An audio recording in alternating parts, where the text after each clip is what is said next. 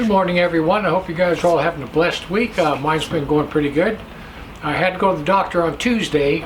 Whenever you've had melanoma, you have to go in every 6 months, and they take and fry everything on your face. It just looks like it could be anything. They take this liquid nitrogen and freeze it off. So if it looks like I got into a swarm of bees, that's why.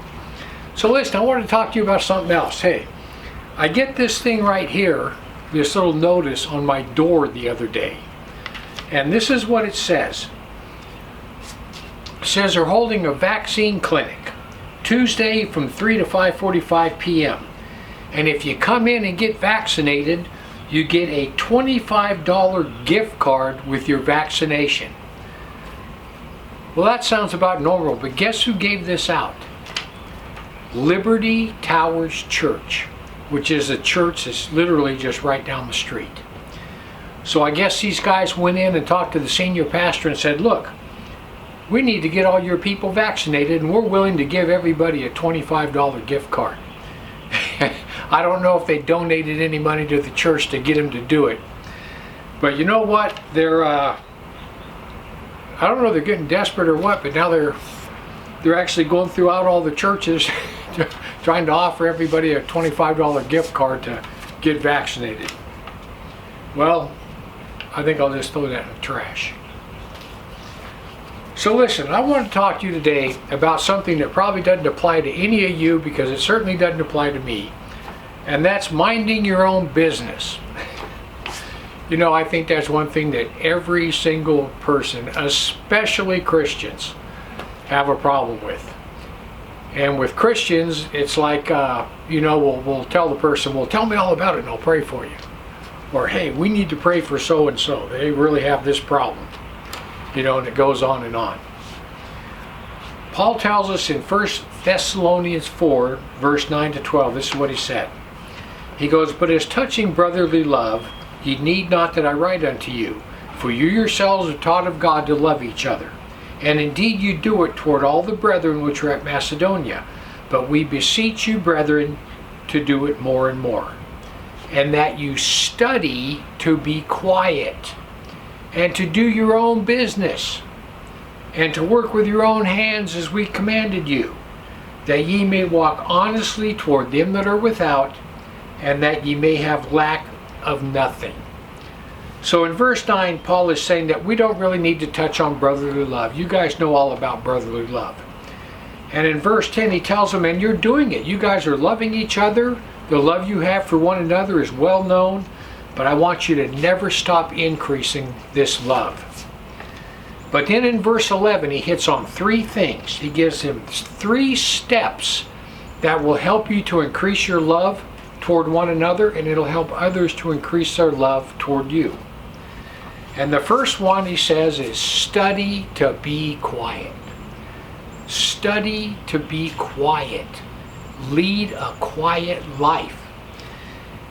You guys know anybody that's in your family? Everybody's got one in their family, but you usually have a friend that's an absolute drama queen or a drama king. They come in both.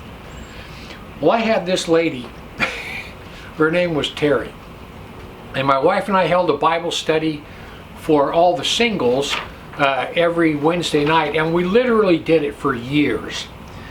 Well, this one lady, Terry, would show up every Wednesday night, and guys, I mean to tell you, the Bible study was maybe an hour, hour and a half, and the first 30 minutes was devoted just to her with what all went on in her life that week.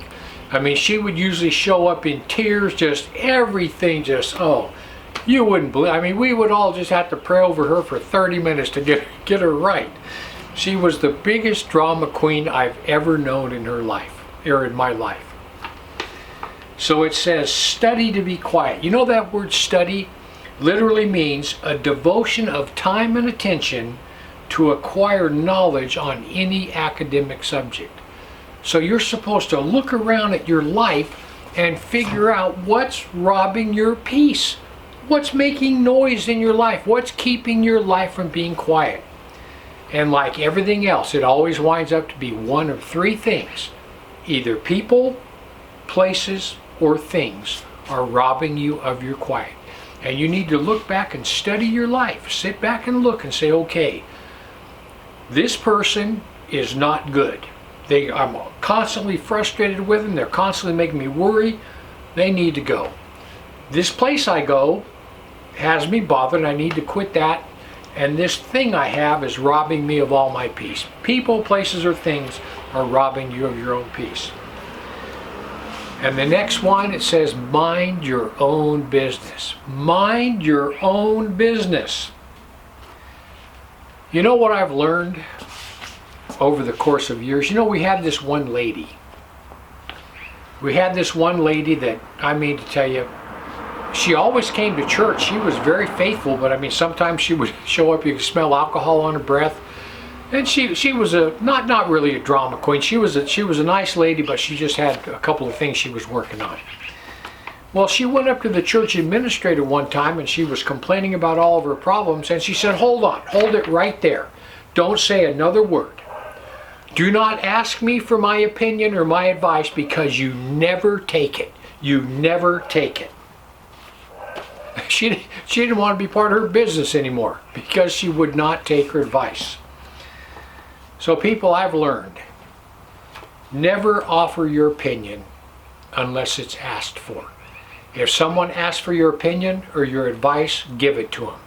But if they don't waste your breath, because all you're going to do is infuriate them and infuriate yourself. So don't offer your opinion unless somebody asks for it. Mind your own business.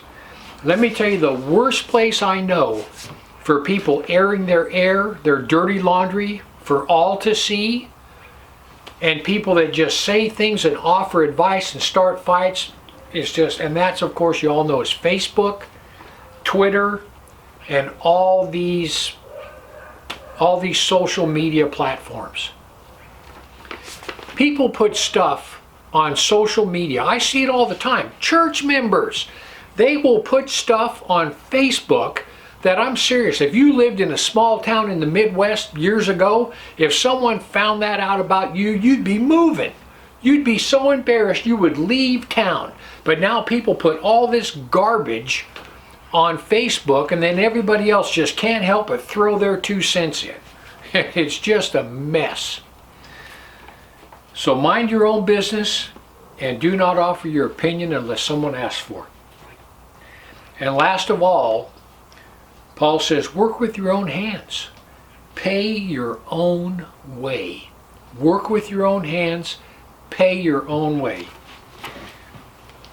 You know, I've told you guys this story before, but I got a friend. And this guy's the cheapest guy I've ever known. He is, and he makes more money than almost anybody I know. I mean, he makes a lot of money, but he's the cheapest guy I've ever known. One time, I was at his house for a barbecue. And his wife said, hey, I need you to go down to the store and get this, a couple things.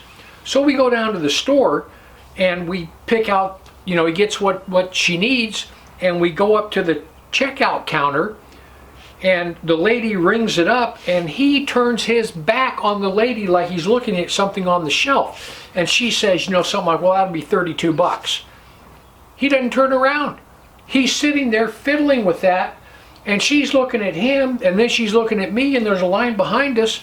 And finally, he literally would not turn around. And so finally I said, okay, I know what's up.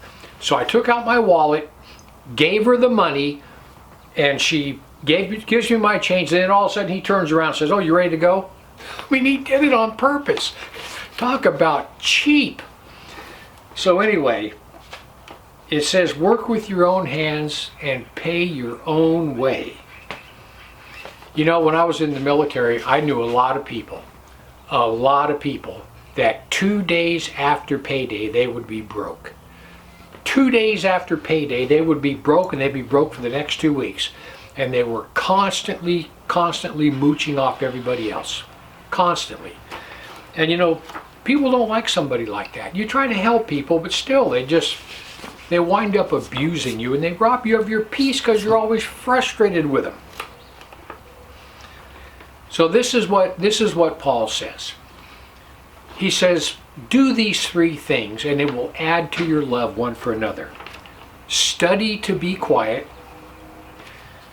Mind your own business. Don't offer your opinion unless someone asks for it. And last of all, work with your own hands and pay your own way. People, if you do that, I guarantee you your life will improve vastly. Your frustration level will go down and your love, joy, and peace will go up.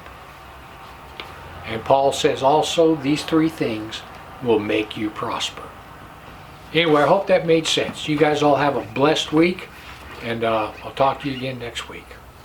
Heaven or hell, you choose. Just remember, once you take your last breath, it's a done deal.